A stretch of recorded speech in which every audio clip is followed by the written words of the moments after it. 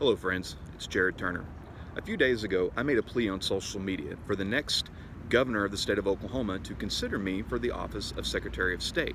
Now, while it got a few laughs, I would like to point out that I'm actually very serious about this. So for Kevin Stitt, Chris Powell, and Drew Edmondson, whoever wins in November, I would like for you to seriously consider me for this role. Now, what does the Secretary of State do?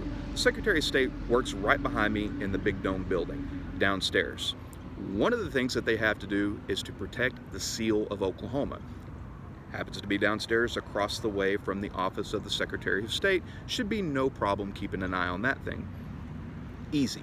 The next thing they have to do is to confirm the signature of the governor of Oklahoma. I'm already prepared for that. Check it out. Here's Drew Edmondson's signature. Here's Chris Powell's signature. And here's Kevin Stitt's signature. And I can confirm this. Hey, I'm already really good at this job. The other thing that they have to do, and this is the thing that I take very seriously, is the original state constitution signed in 1907. It's in the basement of that building right there behind me, the Oklahoma History Center. The problem is the Secretary of State is responsible for preserving, protecting that original constitution.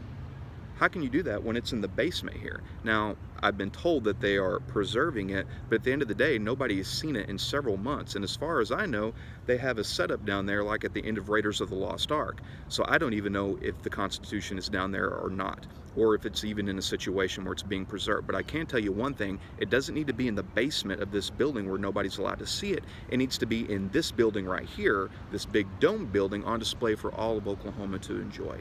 So for Chris Powell, Kevin Stitt, Drew Edmondson, in November, one of you men are going to be elected the 28th governor of the great state of Oklahoma.